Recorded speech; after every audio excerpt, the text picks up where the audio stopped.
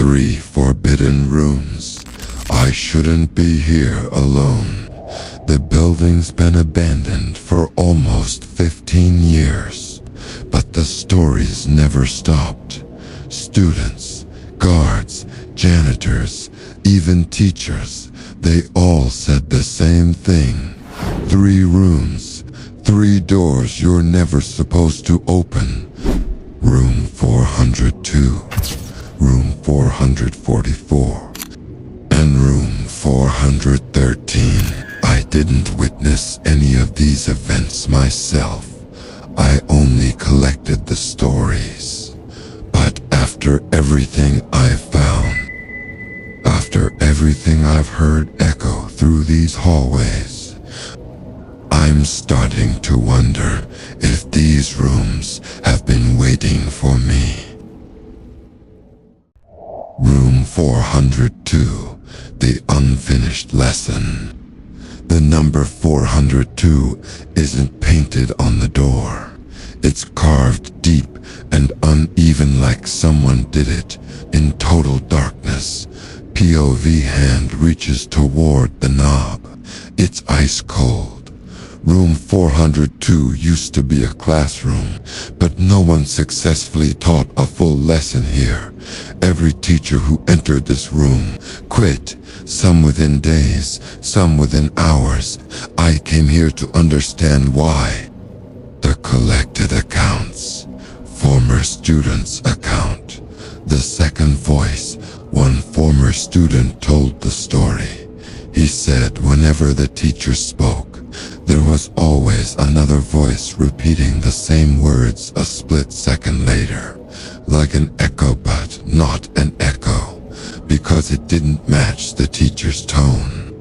It sounded older, tired, breathing heavily between syllables.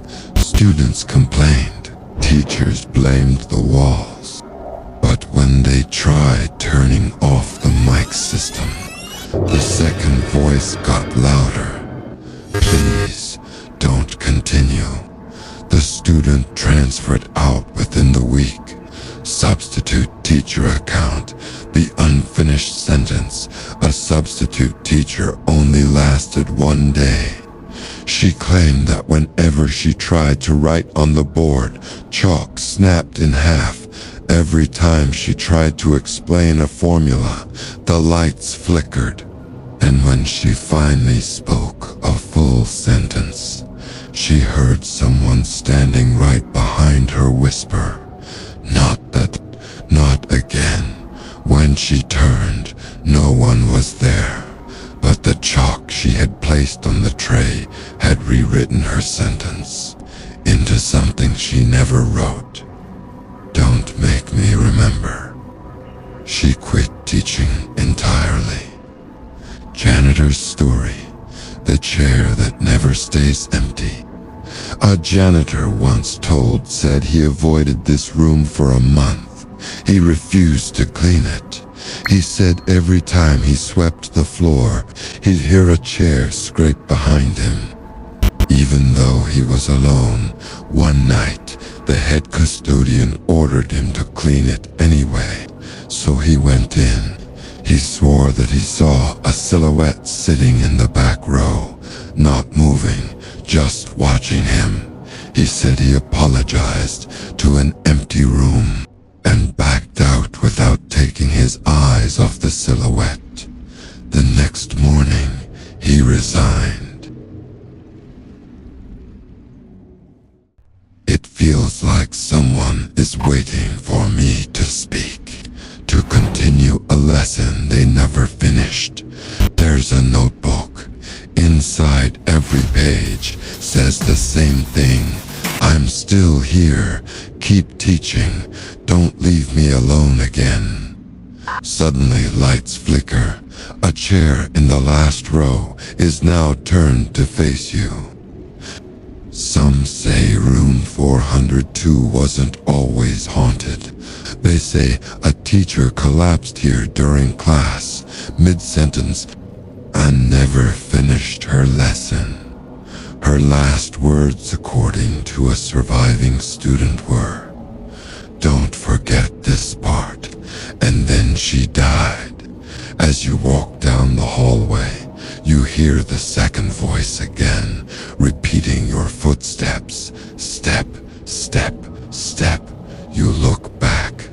402's door is slightly open again. Room 444. The door that shouldn't exist.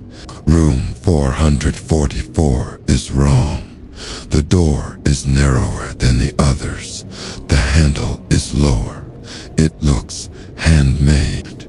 Everyone says the same thing. Room 444 wasn't here last year, or I swear the hallway used to end before this door. Some say the building grows the door. When it wants something, it twists by itself. Collected accounts. Security guard account. The locked camera feed.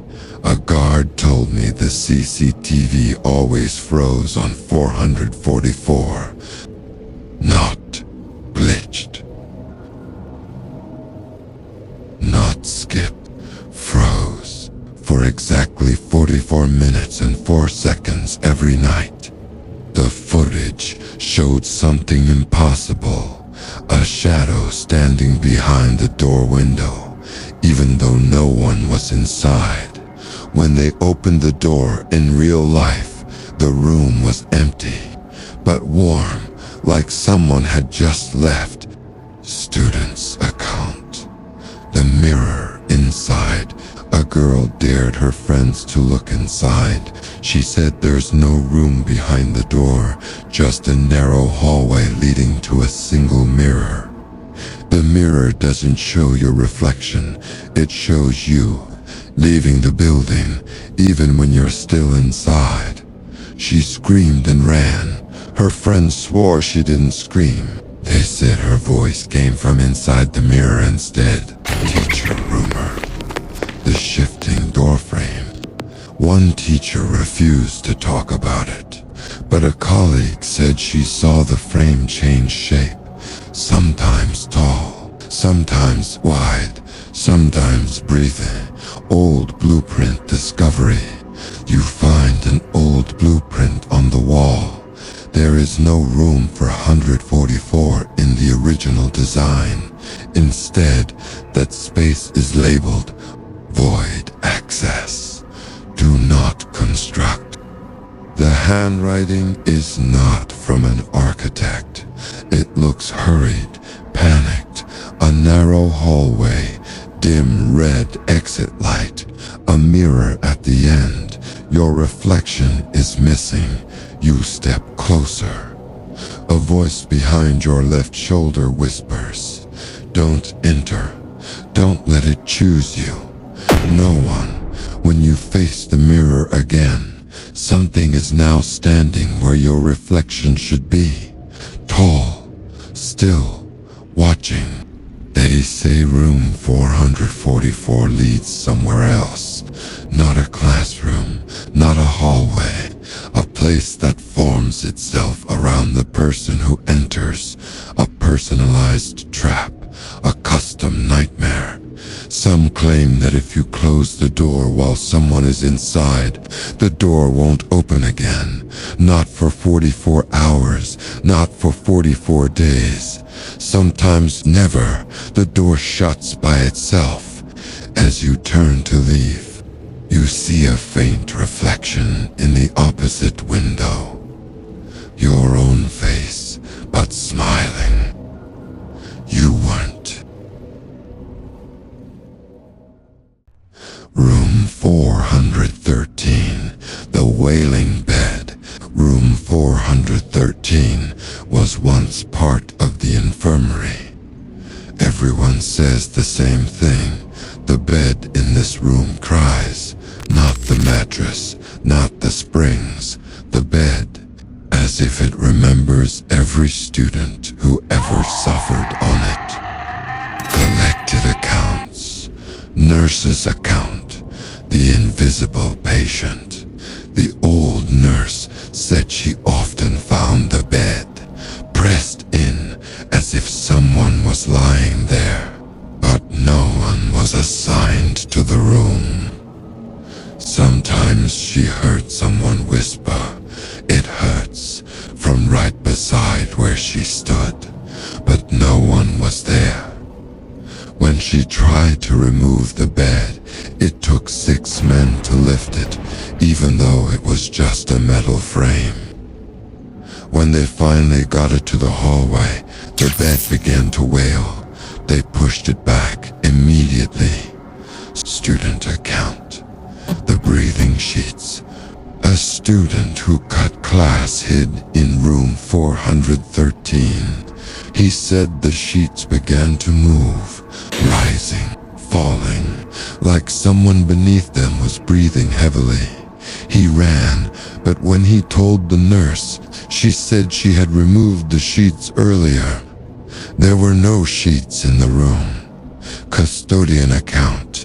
The sinking floor. A custodian mopping the floor claimed the tiles near the bed felt soft, like stepping on flesh. He said he felt something pulse under his boot. When he told the school, they reassigned him immediately and changed the lock on room 413.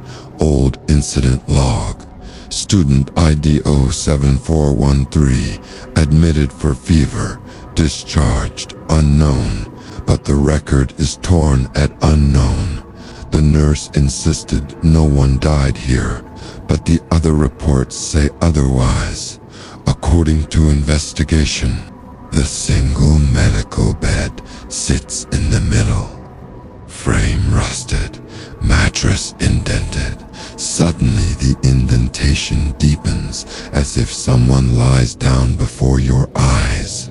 A soft, painful exhale fills the room. Please, it still hurts. The bed jerks violently, metal screaming. A handprint appears on the mattress, fingers dragging downward, as if something is sinking into the bed, being pulled from below. They say the bed belonged to a student who never left the infirmary. A fever that wouldn't break, a seizure in the night. Some claim the nurse found him too late, that he suffocated.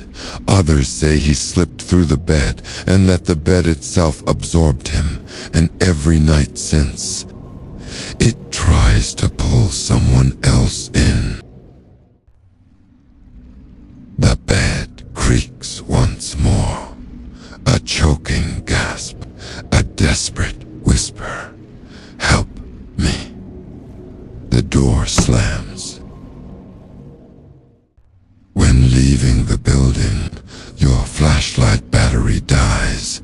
Only emergency lights remain. I came here to collect stories, but stories don't scream. Stories don't follow you. Stories don't carve their names where no rooms exist. As you reach the exit, you hear 3 doors slowly opening behind you.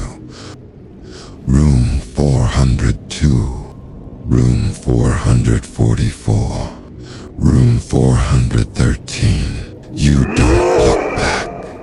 You just run.